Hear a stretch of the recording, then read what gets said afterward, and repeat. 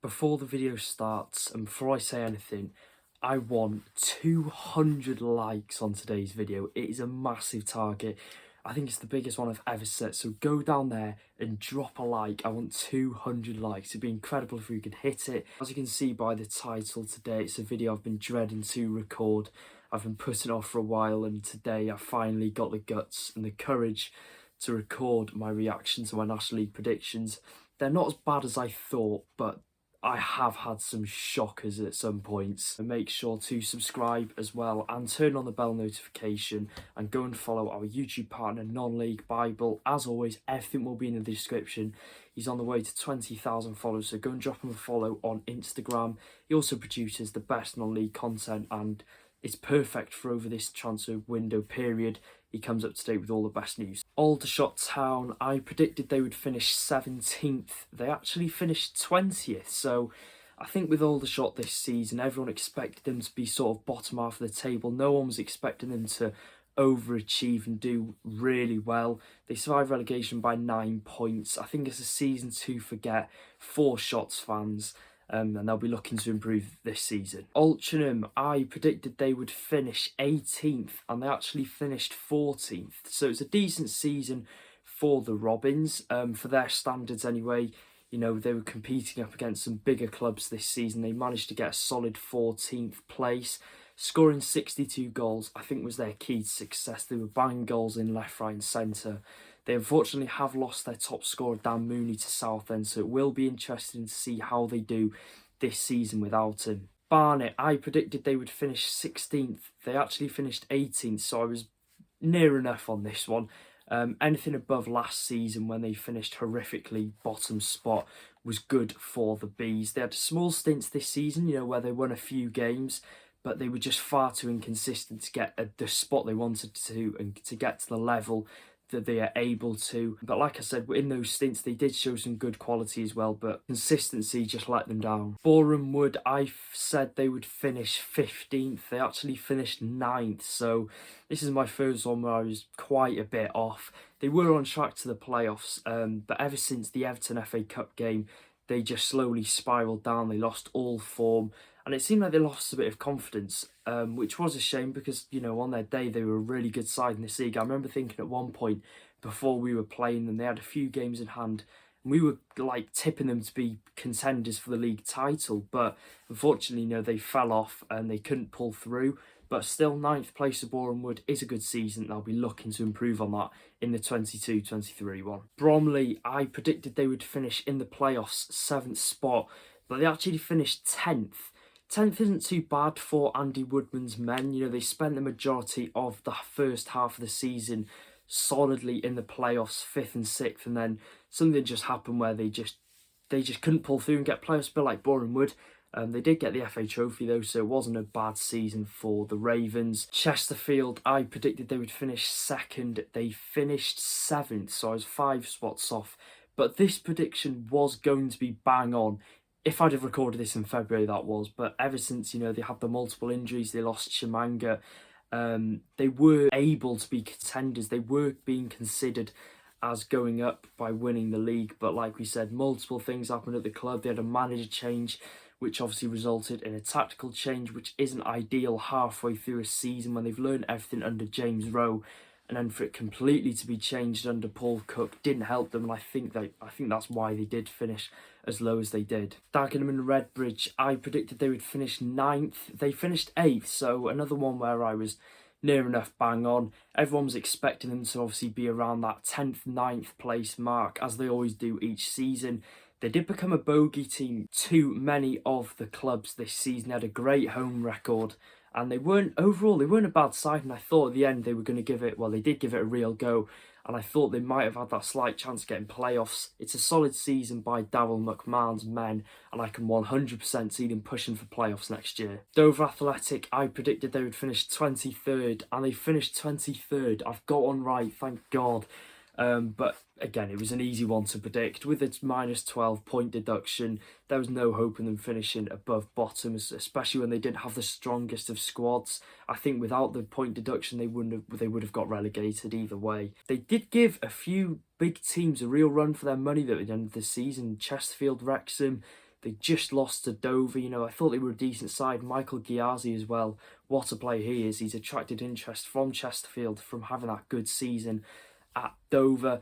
I can see them doing all right in the National League South next year. Whether they'll get playoffs or not, I don't know. It's just about rebuilding the confidence and getting a few players in. But like I said, I'm sure it won't be long until we see Dover back in the league. Eastleigh, I said they'd finish 10th. They finished 19th. So I was very hopeful for the Spitfires this season, but they had a shocker. I know the fans will be disappointed as well, and next season they must do better. It's as simple as that. They need a new striker in who can score goals because they just simply didn't have that last season. They've brought in Brennan Camp though, and they're on their way as well to sign Ollie Hartfield from Weymouth. So they're not holding back with their business. Oh, Halifax, I predict they would finish 13th. They finished 4th. I have had a shocker on this one, I can't lie. Didn't they prove me wrong though? They proved me completely wrong. And I owe an apology to Billy Waters and Matty Warburton. I'll insert the clip here. Billy Waters and Matty Warburton will not match what Hyde did and scored, I don't think. You know, the Shamen were great throughout the majority of the season, but they just fell short in the playoffs to Chesterfield. Their home form was incredible. They had the best in the league. I think they lost 3 times at home all season. And obviously losing Pete Wild's not ideal, but I can see them next season having another good season. Grimsby, I said they'd finish 5th and they finished 6th, so I'm taking this one. They finished near enough where I said. What a roller coaster of a season for Grimsby fans. Paul Hurst, what a job he's done. When they were top of the league for a while at the start and then they fell off. I bet Grimsby fans couldn't believe their luck, but then they came back onto the scene, got promoted, via the playoffs. It's incredible. It was a great season for Grimsby. John McAtee is an absolute baller. They've got good fans and I wish them all the best in League 2 next year. Kings Lynn Town, I said they'd finished 20th. They finished 21st. In the end, I think quality just was the reason why they weren't able to survive. They gave it a real good push at the end, but it was been ultimately too late. I think next season they'll definitely be pushing for top 7 in the National League North. Unfortunately, though, it looks like they're going to lose a few more players, a few of their key players in this transfer window. So it's important that they get the players in. I feel like they've got the right manager as well, Witherington. So I think he can get the squad back together and push for playoffs and promotion. Maidenhead United, I said they'd finish 19th. They finished 17th. So their form against the top teams this season was incredible. It sounds crazy, but it was great. They were beating like some of the top 7 teams. They were doing the double over some teams. Next season, though, I think it will be interesting to see how they do under Alan Devonshire. Will they be able to keep up that good form they had this season and survive?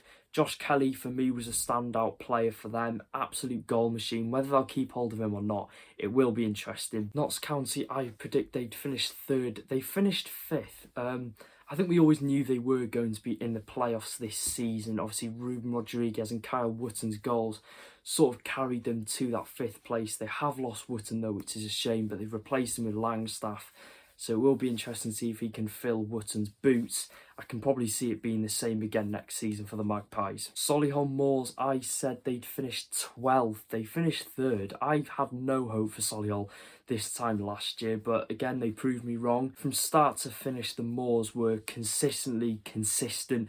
And they didn't fee themselves against anyone. They were one of the top teams in the league, and they, like I said, they didn't fee themselves against anyone. They went into every game very confident they would get the 3 points. They were strong in every position of the pitch, and fingers crossed they'll let us have Sabara. Southend United, I said they'd finish 8th. They finished 13th, so I was a bit off on this one. But it was looking like they would finish in the bottom half of the table, but Kevin Marr came in and completely changed it all around at Roots Hall. With the additions of a few more players this transfer window, I can see them being favourites to finish in the top 7 this season. They're shaping up to be a decent side. They've got a couple of really good players in there, and like I said, they're building a nice squad up. Stockport County, I said they'd finished 1st, and they finished 1st, so again, another one I got bang on. They just grew from strength to strength over the season. They got rid of Rusk, which was the right decision, and brought in Challoner, who had previously been promoted in this league. He was the man that just changed it all around. He got a couple of players in January. He brought in Sarcevic as well, so yeah, that just added even more experience to the squad and even more quality, which at the end was why they got promoted. You know, I think they'll do really well next season in League 2, and they should be aiming for back-to-back promotion They've got good financial backing as well, so it's looking good for the Hatters. Torquay, I said they'd finish 6th. They finished 11th. I think they'll be disappointed not to follow up from the previous season when they got playoffs. But yeah, it wasn't a bad season for the Goals.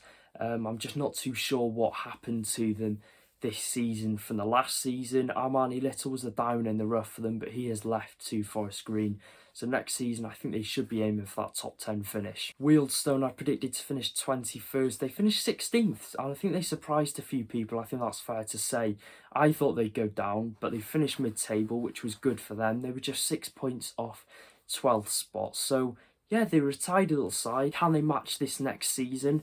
I don't think so. I think they'll maybe be 18th or 19th, but still a very positive season for Wealdstone. Weymouth, I predicted they'd finish 22nd, and they finished 22nd. My third one I've got correct. I just couldn't see them surviving. I think many other people couldn't see them surviving. They barely improved their squad and they just hugely struggled. Woking, I said they'd finish 14th. They finished 15th, so I was one off on this one. They massively impressed me this season, I can't lie. I think they did really well for their standards. And I think they can really push on under Darren Sarll. He looks heavily invested in taking the club to the next level. Unfortunately, though, we heard the news that playmaker Max Kretschmar has recently left the club. 13 goals and 34 last season. Will they be able to replace him in this transfer window? It's going to be interesting to see. And can they improve on 15th spot? Again, they're the questions we'll be asking. Wrexham FC, I said they'd finish 4th. We finished 2nd, so again, I was 2 places off on this one. The big signings for us obviously improved our season from the last, but again, we fell at the final hurdle, losing in the playoffs. It's only the start of a magical journey though, and I think next season will be good for the town. Mullin, what quality season, top scorer, in team of this season, and he won player of the year and Wrexham's player of the year as well, so what a season that man had. Yeovil Town, I said they'd finish 11th, they finished 12th, so again I was near enough bang on this one. Darren Sarll left them halfway through the season, which was a shame, but I think he wasn't going to be offered a new contract. They've got a new manager in now and he'll be bringing a new backroom staff. It's just going to be a fresh change for the Glovers. And I think they've got a good team, and once the new manager brings in more players, I think they should have a good season next year. So that is the video. Make sure to let me know in the comment section down below which team surprised you this season and which team underachieved. It would be interesting to hear, but like I said, drop a like, subscribe to the channel, help us get to 4K, and I'll see you guys in the next one. Take care.